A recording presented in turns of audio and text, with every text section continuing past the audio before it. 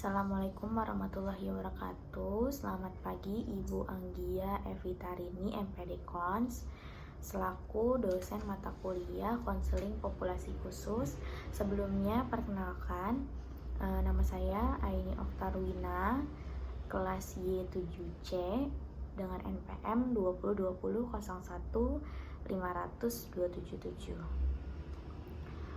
Pada video kali ini saya akan membawakan kajian klien populasi dengan permasalahan LGBT.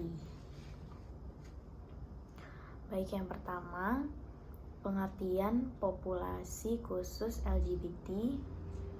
Perubahan dinamika kehidupan masyarakat modern saat ini telah menciptakan persepsi atau pemikiran sejumlah konsep, istilah dan teori baru yang disebabkan oleh gaya hidup di era globalisasi, fenomena lesbian, gay, biseksual, dan transgender atau biasa disebut dengan LGBT. Ini merupakan salah satu gaya hidup modern yang memberikan dampak positif maupun negatif pada beberapa masyarakat, terutama dalam kalangan remaja di Indonesia. Hal tersebut menciptakan berbagai masalah yang tidak hanya pada remaja saja, namun juga keluarga dan lingkungan klien. Masalah-masalah yang timbul dalam konteks ini adalah belum adanya langkah yang tepat untuk konselor dan psikiater untuk dapat menolong konseli atau klien dengan latar belakang lesbian, gay, biseksual, dan transgender. Selanjutnya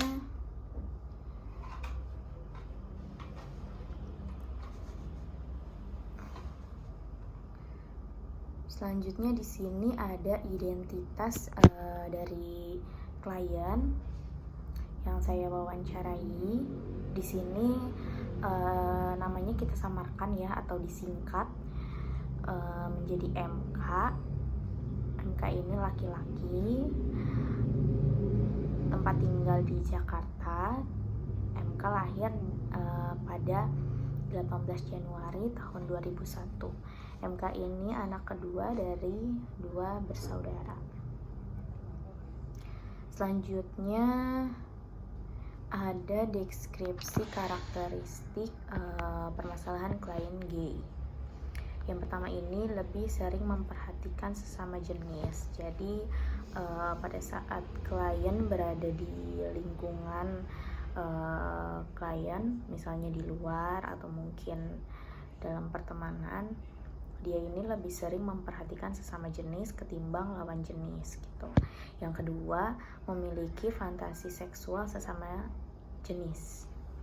Jadi klien ini lebih tertarik dengan sesama jenis ketimbang lawan jenis. Dia melihat lawan jenis itu seperti dia aja gitu ketimbang sesama jenis, yaitu laki-laki. Yang ketiga ini mulai mencari tahu segala sesuatu tentang gay karena dia mungkin merasa ini menarik dan sesuai dengan dirinya gitu. Yang keempat ini ketertarikan seksual pada sesama jenis. Selanjutnya, permasalahan yang sering muncul pada klien gay. Yang pertama ini, pola pikir klien itu lebih cenderung ke feminim. Jadi klien ini kayak sama seperti perempuan gitu, berpikir bahwa dirinya itu perempuan. Jadi apapun kegiatan atau hal yang menarik tentang perempuan, klien ini merasa lebih condong ke arah itu gitu. Jadi banyak kegiatan perempuan yang klien sukai. Yang kedua ini pergaulan klien lebih sering bersama perempuan atau putri gitu. Jadi dia itu lebih nyaman berteman atau bergaul dengan perempuan ketimbang dengan laki-laki, karena dia merasa dirinya sama dengan perempuan. Jadi dia merasa perempuan itu lebih mengerti dirinya. Yang ketiga itu kondisi sosial. Satu grup dengan homoseksual. Klien ini juga berteman dengan yang seperti dirinya. Jadi dia itu memiliki teman yang memang memiliki permasalahan yang sama, yaitu homoseksual.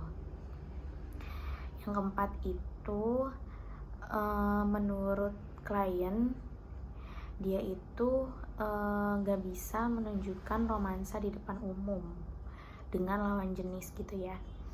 Yang kelima ini klien menyatakan kurang hypermaskulin dibanding orang normal. Dia menyadari bahwa dirinya itu memang lebih condong ke arah feminim ketimbang hypermaskulin gitu. Selanjutnya ada analisis kebutuhan klien. Kalau dari wawancara klien yang saya wawancara kemarin, klien ini berasal dari keluarga yang tidak mempermasalahkan hal yang melenceng seperti ini. Jadi keluarganya itu menganggap hal ini ya bukan apa-apa gitu, hal yang biasa sedari kecil gitu. Mungkin keluarga ini menganggap bahwa ya masih kecil, mungkin dia nyaman berteman dengan perempuan gitu, karena mungkin banyak anak laki-laki di sana yang tidak dapat bergaul dengan dia dan dia tidak dapat menyesuaikannya. Makanya MK ini bergaul dengan perempuan sedari kecil, dan keluarganya itu menganggap hal ini biasa saja karena masih kecil, dan keluarganya itu menganggap anaknya itu gak dapat mudah bergaul bersama teman-temannya yang laki-laki, dan itu yang membuat MK merasa hal ini wajar dari MK masih kecil, karena keluarganya tidak pernah melarang ataupun memberitahukan yang benar tentang perbedaan gender gitu, yang seharusnya MK bergaul dengan teman-temannya yang laki-laki, tetapi MK ini bergaul dengan teman-temannya yang perempuan. Tetapi keluarganya menganggap itu hal yang biasa, dan karena dari kecil MK sudah seperti itu, jadi MK sampai besar pun terbiasa dengan hal seperti itu. Jadi sampai sekarang pun MK lebih senang bergaul dengan teman-teman perempuannya ketimbang laki-laki. Dia merasa lebih nyaman dan merasa bahwa dirinya sama dengan perempuan, dan perempuan lebih mengerti akan dirinya. Selanjutnya analisis kebutuhan klien pada permasalahan ini, masalah kondisi disfungsi keluarga MK dan keadaan yang terjadi pada keluarga MK yang kurang memenuhi tugas dan peran orang tua, serta tidak menjalankan fungsi-fungsi keluarga atau peran orang tua dengan baik dan sebagaimana mestinya. Yang tadi saya sudah jelaskan, keluarganya atau orang tuanya itu sedari MK kecil tidak pernah mengarahkan atau melarang MK untuk bergaul atau berteman dengan perempuan gitu. Jadi keluarganya ini tidak mempermasalahkan apabila MK nyaman dan sering bergaul dengan perempuan ketimbang teman-teman laki-lakinya. Jadi sedari kecil MK merasa bahwa hal itu hal yang wajar dan hal yang biasa karena keluarganya tidak pernah memberitahu atau mengarahkan MK untuk dapat bergaul dengan laki-laki gitu. Nah, selanjutnya dari info wawancara yang saya dapat dari klien, sedari kecil itu memang klien berada di lingkungan pertemanan yang dimana homoseksual itu dianggap sesuatu yang biasa atau umum. Jadi MK itu memang dari SD memiliki teman yang sama dengan dia gitu, yang memiliki kelainan atau jiwa feminimnya lebih besar. Jadi memang dia cocok berteman dengan seperti itu. Jadi dia punya teman dengan kondisi yang sama dari kecil. Selanjutnya masih dianalisis kebutuhan klien. Faktor lain klien itu yang mungkin membuat MK keluar dari fitrahnya adalah pengalaman seks dini. Dan MK ini dari yang saya dapat diwawancara sering menonton film dewasa yang bergenre homoseksual. Jadi MK ini suka menonton film dewasa tetapi yang homoseksual. Selanjutnya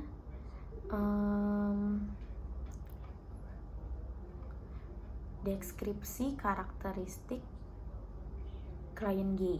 Yang pertama itu adanya ketertarikan seksual pada sesama jenis. Jadi itu dia merasa di pandangan MK laki-laki itu lebih menarik ketimbang perempuan. Jadi dia itu menganggap perempuan ya hanya teman aja gitu, gak ada rasa suka. Dia lebih tertarik dengan sesama jenis. Dia melihat laki-laki itu kayak kita yang normal ngelihat lawan jenis gitu, tapi dia melihatnya itu di sesama jenis. Yang kedua ini memiliki fantasi seksual dengan sesama jenis. Jadi kalau wawancara yang saya dapat itu MK ini kadang suka berhayal dia memiliki fantasi seksual dengan sesama jenis, bukan lawan jenis. Selanjutnya yang ketiga itu dia itu juga sering menghayal dan menginginkan hubungan yang lebih jauh dengan sesama jenis. Dia itu kadang kalau berteman, ketika dia menyukai temannya yang sesama jenis, dia itu sering berharap dan menginginkan hubungan yang lebih jauh kepada sesama jenis. Yang keempat itu dia itu lebih memperhatikan sesama jenis ketimbang lawan jenisnya, karena dia yang saya tadi bilang, dia itu menganggap perempuan sama dengan dirinya gitu. Jadi dia merasa perempuan itu ya sebagai teman aja gitu, dan dia lebih memperhatikan sesama jenis.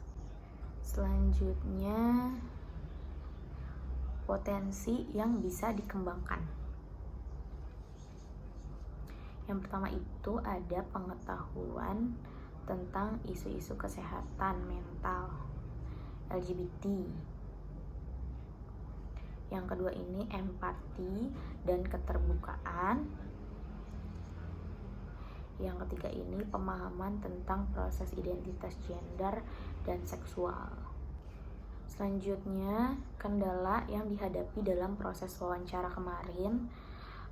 Jadi MK ini merasa kurang nyaman ya, atau merasa takut untuk berbicara terbuka walaupun hanya berdua tentang identitas MK ini dan tentang orientasi seksual, karena MK takut dan memiliki perasaan tidak nyaman dan aman dan dia itu takut akan penolakan terhadap dirinya yang memiliki permasalahan LGBT ini.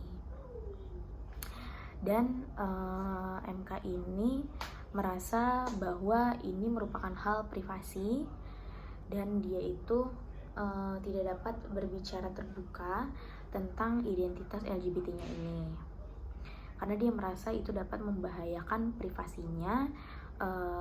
Dan dia juga berpikir kemarin, terutama karena dia tinggal di negara yang memang tidak mendukung dan tidak memperbolehkan tentang permasalahan LGBT ini gitu. Tidak seperti di luar negeri, mungkin ada negara-negara lain yang memperbolehkan LGBT atau pernikahan sesama jenis.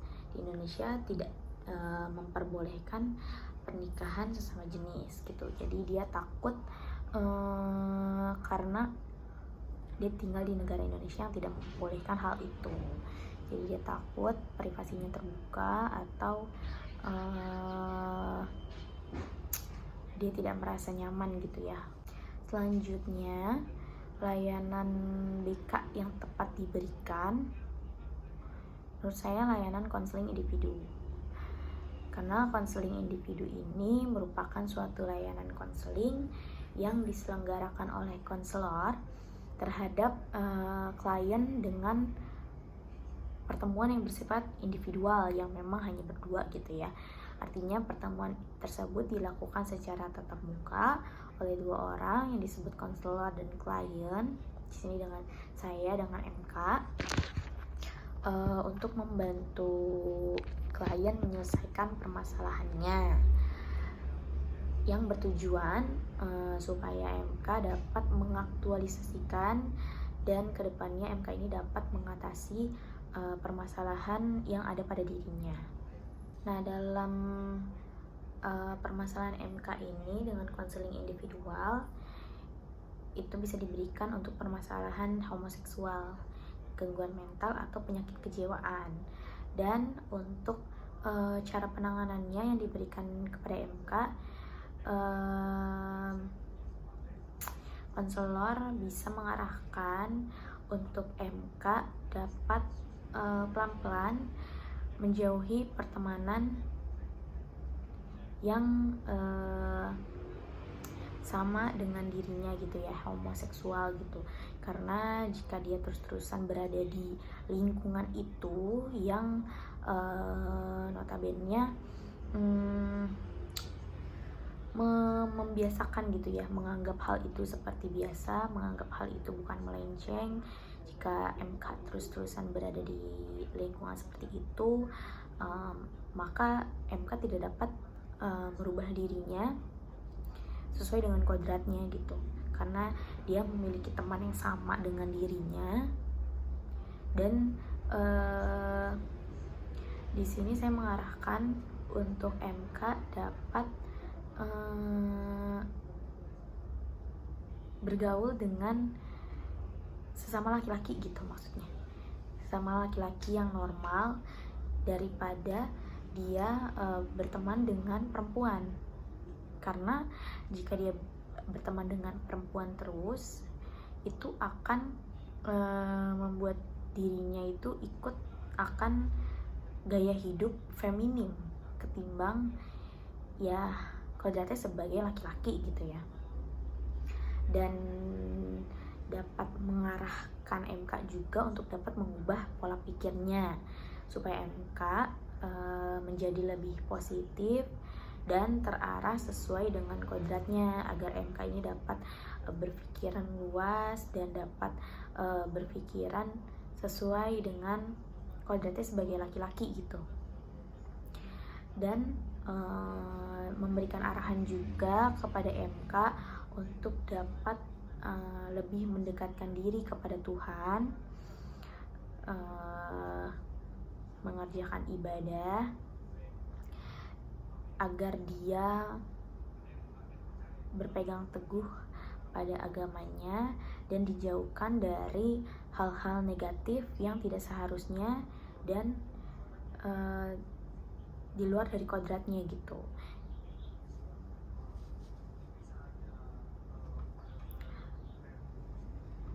Baik, saya kira cukup untuk materi yang saya bawakan kemarin, wawancara pada klien berinisial MK yang saya samarkan ini. Kurang lebihnya mohon maaf. Terima kasih atas perhatiannya. Wassalamualaikum warahmatullahi wabarakatuh.